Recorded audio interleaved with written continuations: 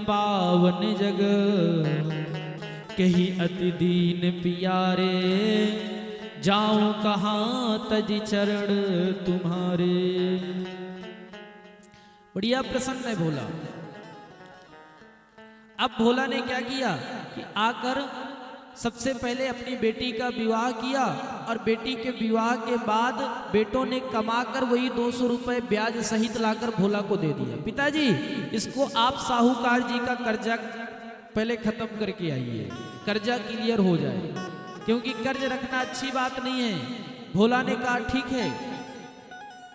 अब भोला जा रहा है, साहूकार को बोला कि सेठ जी आपका पैसा मैं लेकर आ गया हूँ, ये आपके 200 रुपए और ये आपने जो कागज दिया था सब रेडी है, आपका पैसा है।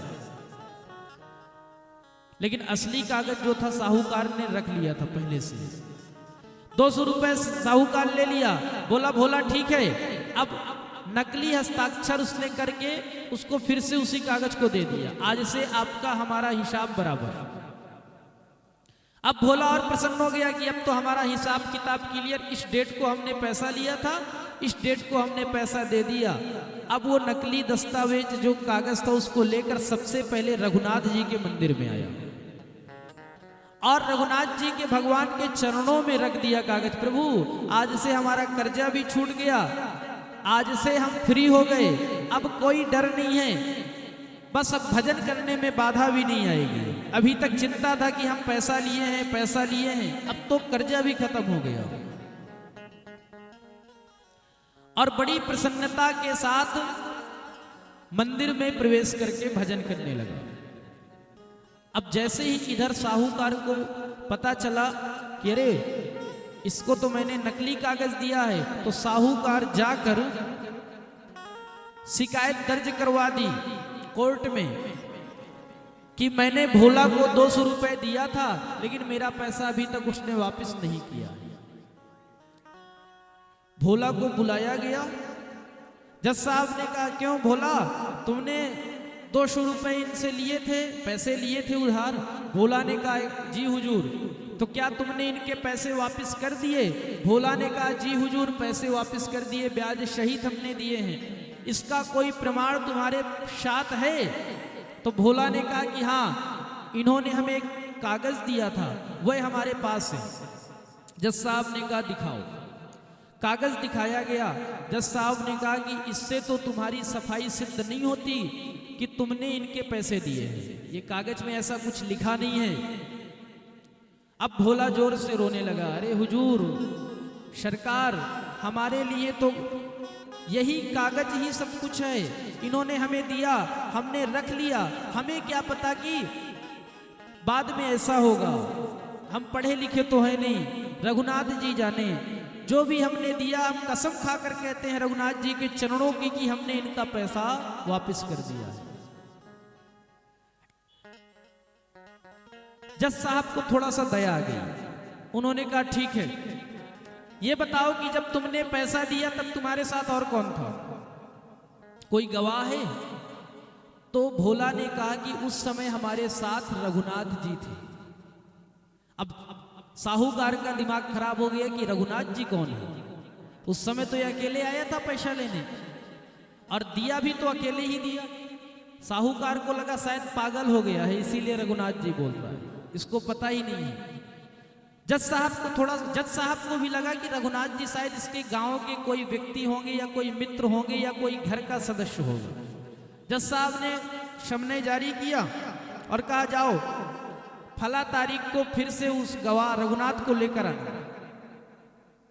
समने जारी किया गया, जज साहब जारी कर दिए और चपरासी के हाथ से दस्तावेज देकर भेजे। इधर चपरासी पूरे गांव में घूम रहा है कि रघुनाथ जी के नाम का लेटर आया है। कौन है रघुनाथ जी? पूरे गांव में चपरासी खोज लिया, लेकिन उसको रघुनाथ जी कहीं नहीं मिले। अब ठीक दोपहर का समय, गर्मी का समय, बेचारा प्यास से व्याकुल हो रहा था चपरासी। घर के आखिरी छोर के किसी सज्जन व्यक्ति के दरवाजे पर बैठ गया और बोला भैया एक गिलास जल दोगे? उन्होंने कहा जरूर। उन्होंने जल पिलाया। चपरासी से कहा कहाँ घूम रहे हो? तो चपरासी ने कहा कि मैं ये रघुनाथ जी के नाम का लेटर आया है, समने जारी हुआ है, कोर्ट से आया है, और मैं चारों तरफ देख रहा हूं कहीं रघुनाथ जी का पता नहीं है, कोई व्यक्ति है ही नहीं। तो उस व्यक्ति ने कहा कि रघुनाथ जी नाम का तो व्यक्ति इस गांव में नहीं है, लेकिन हां रघुनाथ जी का मंदिर जरूर है। कहां है मंदिर? बोले गांव के बाहर। अब चपरासी को लगा शायद मंदिर का पुजारी का नाम रघुनाथ जी होगा। वो गया मंदिर के बाहर, मंदिर गांव के बाहर, तो पुजारी जी भजन कर रहे थे, सीताराम सीताराम सीताराम, राधे श्याम राधे श्याम राधे श्याम राधे श्याम, भजन में मग्न थे। अब चपरासी ने कहा कि शायद यही रघुनाथ जी होंगे, उनके हाथ में लेटर थमा दिया।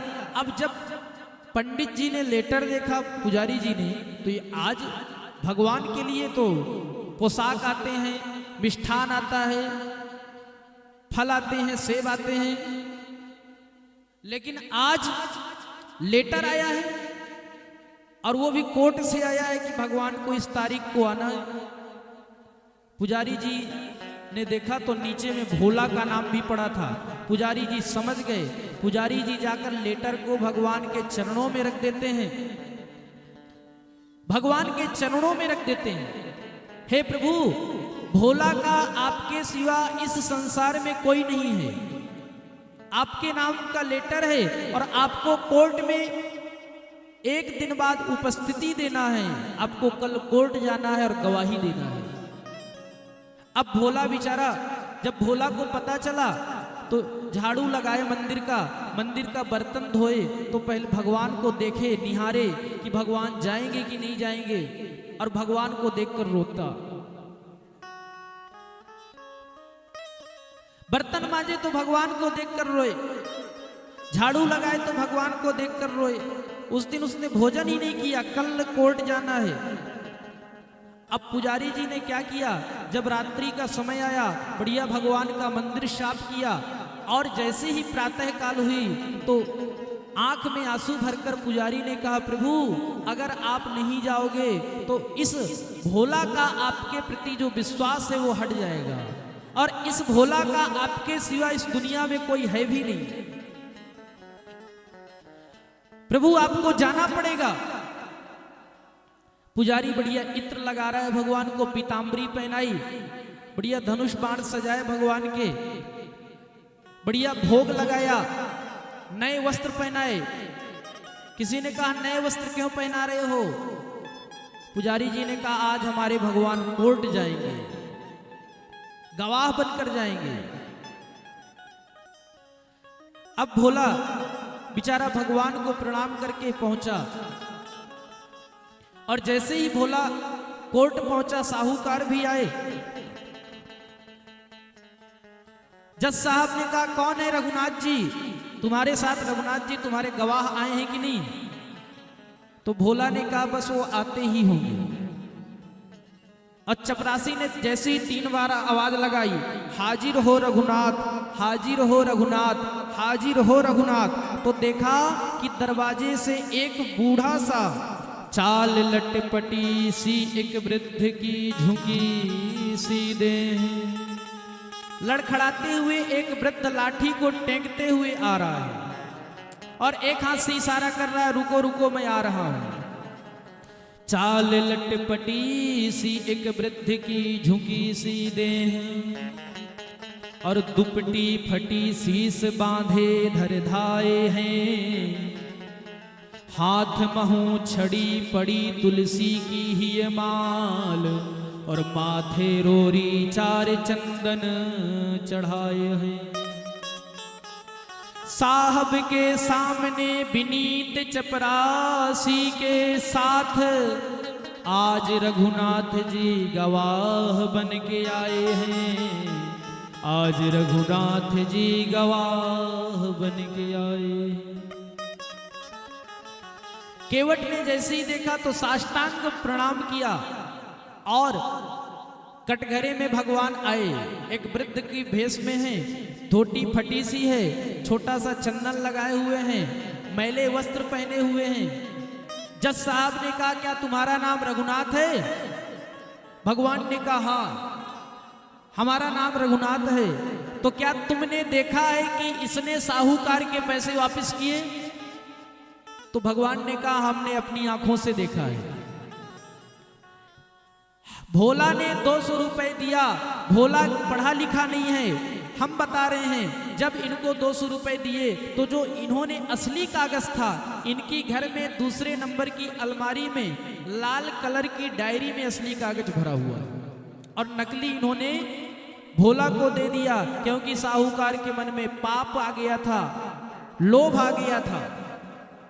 जज साहब ने कहा क्यों साहूकार ऐसा तुमने किया? साहूकार ने कहा नहीं, क्या प्रमाण है? तो भगवान ने कहा कि साहूकार को यहीं रखिए, आप अपने चपरासी को इनके घर भेजिए। चपरासी उनके घर गया तो देखा कि दूसरे नंबर की अलमारी में लाल डायरी में बीच में वो कागज असली था जिसमें लिखा था कि आज से हिसाब किताब क्लियर, ब्याज दर सब बराबर। वो कागज जब जज साहब को पेश किया गया तो जज साहब ने तुरंत निर्णय लिया कि भोला बेकसूर है, भोला का कोई कसूर नहीं है और दोषी तो ये साहूकार है। साहूकार को उचित दंड दिया गया और भोला को बाइज्जत बरी किया गया।